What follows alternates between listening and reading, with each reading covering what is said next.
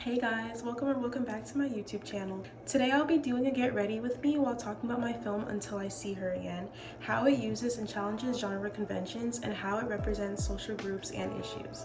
But before I begin, please make sure you subscribe, press the like button, and turn on your notifications so that you never miss a video. First, I'm gonna start by washing my face, and this is what I use. And yeah, so if you haven't seen the opening of my film already, it's a fantasy teen drama about a teenage girl who is dealing with grief after her mother passes away. The opening shows her going through her normal morning routine while getting ready for school, but you can tell she's still struggling emotionally.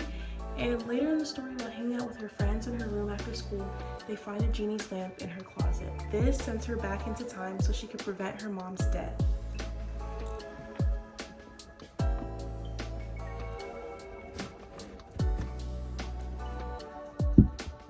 Now I'm going in with my sunscreen because skincare always comes first. First, I want to talk about the opening conventions of the film. Our opening was inspired by the movie Steel Magnolias, and in that film, the opening credits appear while the audience is slowly introduced to the setting and the tone of the film.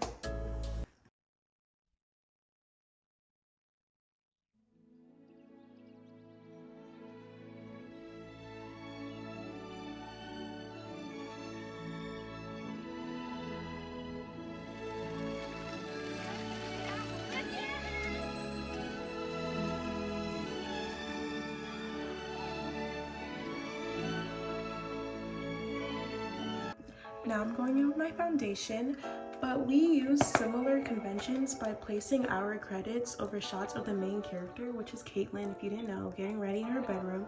However, we also challenge this convention slightly by using upbeat music during the opening. And even though the topic of our film is grief, the music creates a normal teenage vibe, which is different from the overall emotions that Caitlin is feeling, which is intense amount of grief and sadness over her mom's death.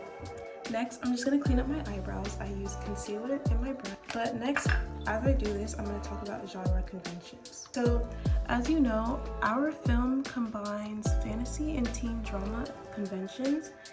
And a fantasy convention we use is the genie's lamp. Magical objects are commonly used in fantasy stories because they introduce supernatural elements that make it unrealistic. At the same time, the film uses teen drama conventions by focusing on teenage girls and their everyday lives, like getting ready for school and spending time with friends. Our opening was also inspired by Twilight, as Bella had an emotional entrance into Twilight, just like Caitlin had an emotional state while entering before the fantasy elements were shown in our film.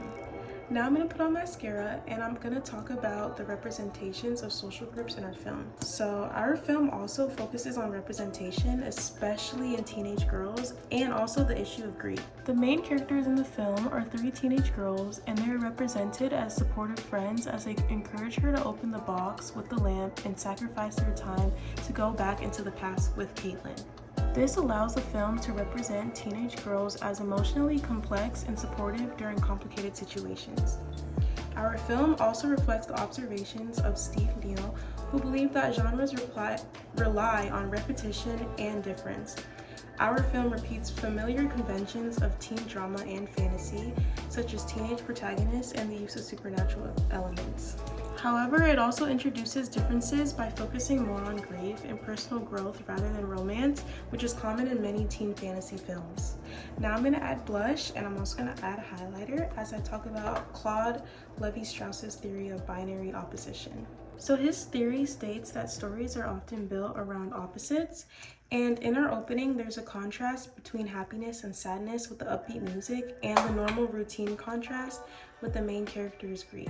There is also a contrast between reality and fantasy, since there's the normal world of school and hanging out with her friends, but that is disrupted by the magical genie's lamp and also with the time traveling.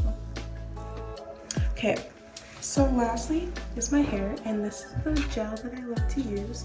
It's the best one ever. But yeah, so overall, Until I See Her Again uses conventions from fantasy and teen drama while also challenging them through its focus on grief and emotional growth instead of romance. By representing teenage girls in a more realistic way and using elements like binary opposition and genre repetition, the film reflects the idea of theorist.